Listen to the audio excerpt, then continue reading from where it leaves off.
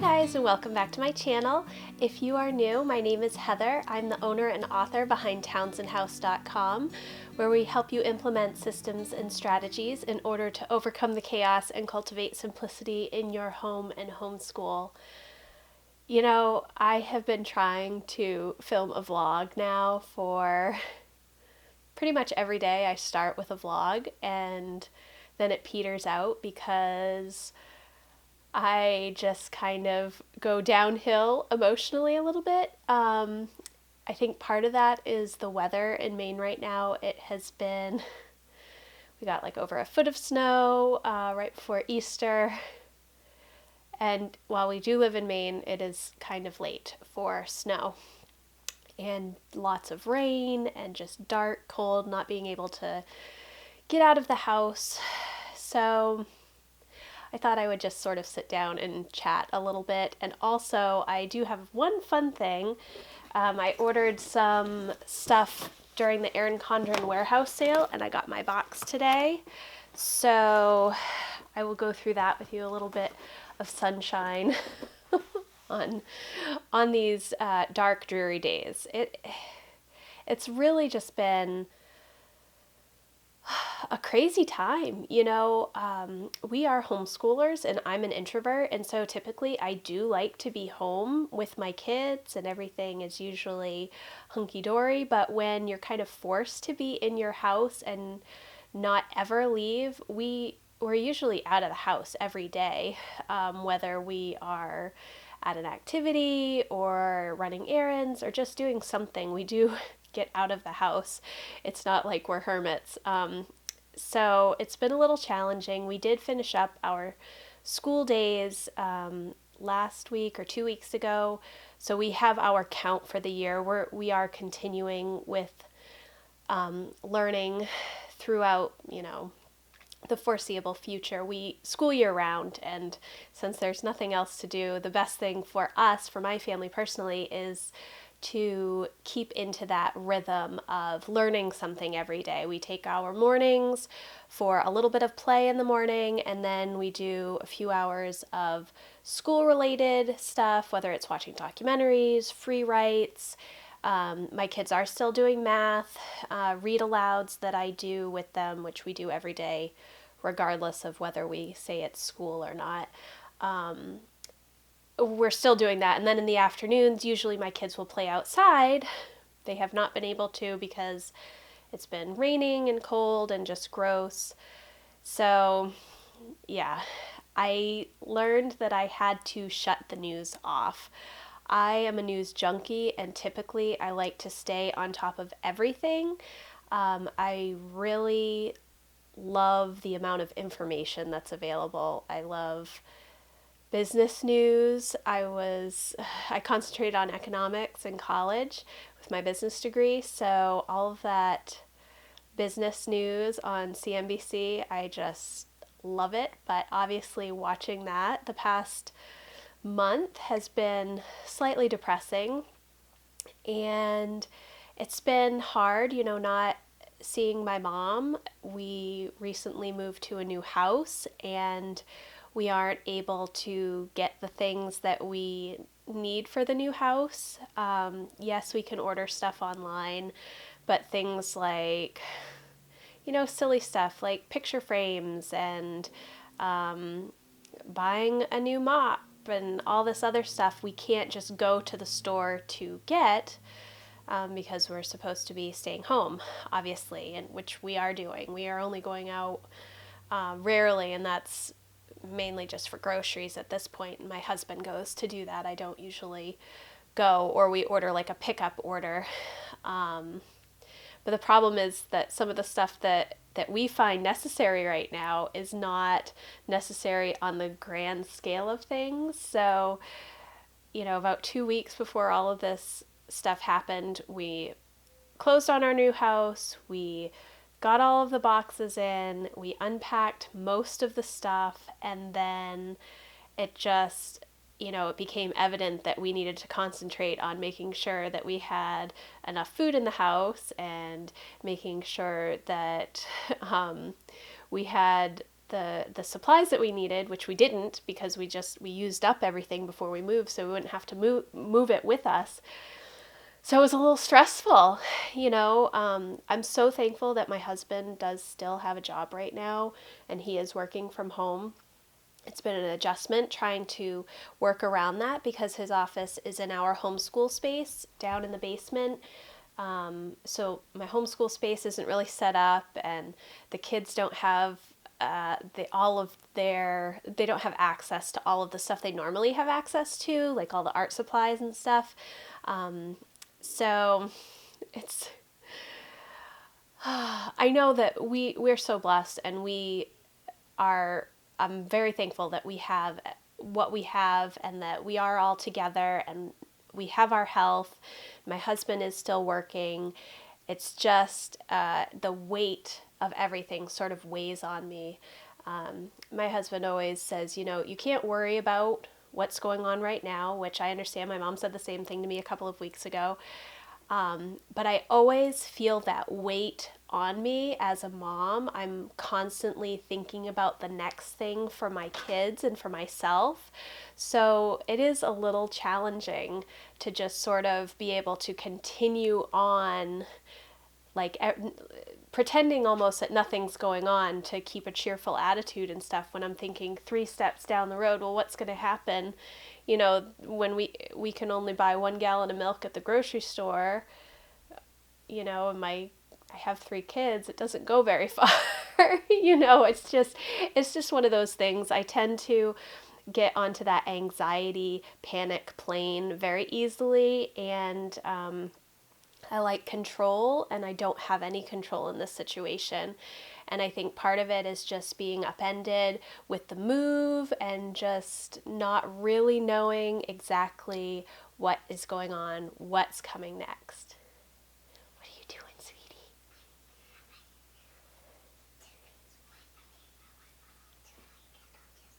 Do you want to come say hi? Okay. You say hi. Hi. Okay, go get your water bottle.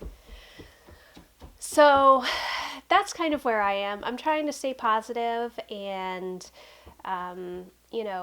not trying to think too far into the future because it is a little scary with everything that's going on. Here? Not right now, honey. No. Please don't be a dog. Nope. But I am trying to stay positive for my kids, and thinking about the things that I do have control over, which right now is thinking about the new homeschool year, which we school year round, so we start our new stuff usually right after we finish our old stuff. So we finished most of our school a couple weeks ago, like I said, but we are still doing a few other things. I'm trying to work on some unit stuff, and then most likely we will start all our new curriculum after July 1st. That is my plan, and I've gotten so many new books that I can't wait to share with you as soon as I get them more organized. But yeah, so that is something that I can control, and working on our rhythm. We don't have a good rhythm right now because we're in our new house, so it is something that I am thinking about and trying to figure out for the kids, and myself for that matter. Cleaning routines, chores, activities to keep my kids busy. So yeah, I am trying to stay positive, and I'm not even sure this really is helpful to anyone else, but it is a way for me to have something to look back on for this time. I have been journaling pretty much every day. I got one of the Cultivate What Matters journals during their launch in the fall for their power sheets, and it's a beautiful journal, and it's giving me a place to sort of turn to and just write down my feelings about the situation, about everything that's going on, really leaning back on some of the stuff that I concentrated heavily on maybe 10 to 15 years ago.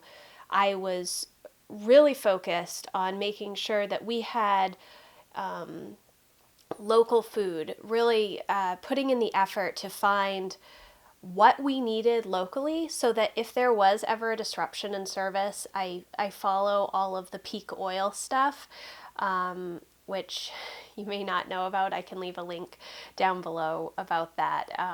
But just, not having, oil not being a renewable resource and how our food travels like 2,000 miles from farm to table on average. And we live in Maine. Most of our food comes from California or like Peru.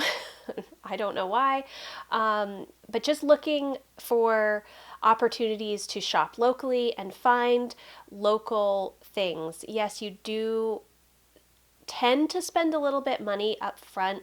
However, what I've discovered is that when you use those local farmers for vegetables and meat and eggs and dairy and whatnot, in the long run, you end up using what you have instead of throwing stuff away. You're more careful about what you're purchasing. You're buying exactly what you need. So I am leaning heavily on that. I'm leaning on my gardening knowledge, my knowledge of chickens, which we will probably get chickens. I know it sounds so silly to think about those things, but like a victory garden back in World War II was like a really big thing to support yourselves and to show that you had this can-do attitude and this spirit of just pitching in and we love gardening anyways. So if we can do something to sort of help ourselves and help our neighbors who may be in need, I think that that's really a great, important thing. So I am leaning a lot on that and a lot on like the green living strategies, which are also really good for cutting down on your budget, making your own cleaners, remembering those cloth diapering days and how we used to use cloth wipes for all of our kids. And we had, like, I made my own wipe solution, which is super easy to do, and so some of those things, just having the knowledge and to be able to sort of lean back on that is comforting for me. It means I feel like I have something to do. Like there's something that I can do to help or to make things better. And so that's what I'm trying to focus on instead of all of the things that I can't control outside of my own four walls. I'm trying to concentrate on the things that I can control, which is the budget, how much we're spending, making sure that we have an idea for a meal plan.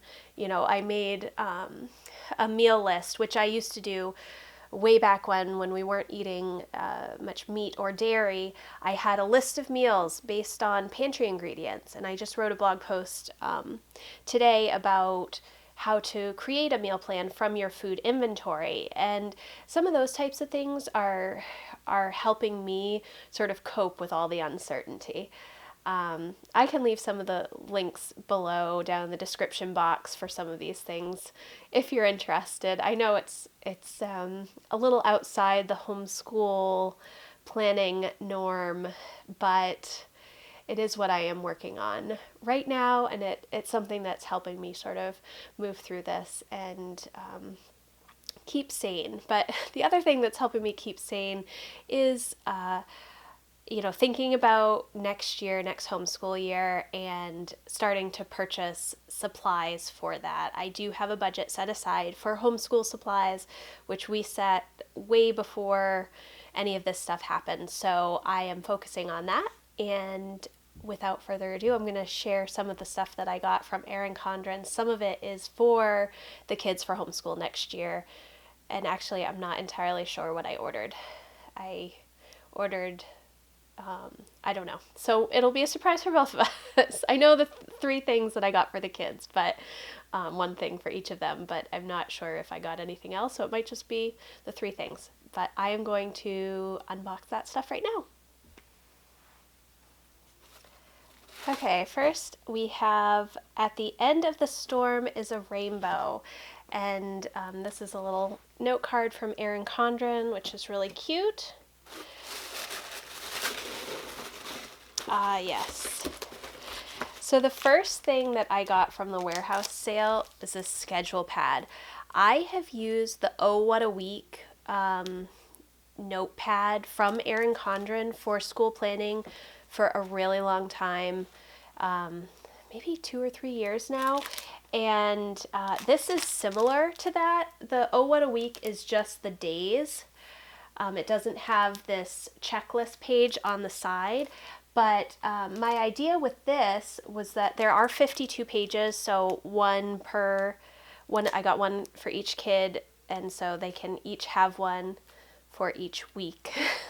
So each morning I write out their list for the day of the tasks that they need to complete for homeschool or anything else that is going on. And this works really well for us, particularly because it's a defined box for each day. I find it's similar to like the notebooking method that Sarah Mackenzie talks about, where each day she makes a list in a spiral notebook. Well, I started that, but my lists for the kids got so long that there was no way we were going to complete that. So this allows me a visual aid to keep things not so long. So I have, a certain number of spaces that I write out for the kids. And then I thought these checklists would be good just for extra projects that they may need to do, or chores or something else, maybe a habit tracker that I will put over here. And it is perforated so it can be removed. I think that this probably would also work well for like a meal planner, and you could make your grocery list over here and what your meals are going to be here. So I got one of these for each of the kids. Okay, and so I really did only get a couple of things. This is the next thing that I got. It says Lucy's Art, and Lucy's is different than Emma and Jack's. Erin Condren came out with these new kid planning school type tools for during this time. So this is just a notebook with the large lined pages that are great for handwriting practice. And also each page, or each spread rather, let me open it up. I'm not sure if you're going to see all this, has a place to draw a picture and then a place for writing. Now, Lucy is only 5.5. She is not writing much on her own, but this will allow me to write down some different sentences, or she could dictate to me what her story is about the picture, and then she can copy some of the words, or she can just practice writing her name or whatnot. So this has, all the pages are perforated, and like I said, each spread is one place for a picture, and then a page and a half of lined spaces, and there is space up at the top for the date. And I just chose this fun cover for her of the stars, and it says Lucy's Art down here. Now, I got Emma and Jack also the same thing. Emma and Jack got the same thing, different than Lucy's. And this is just a drawing notebook, a sketchbook.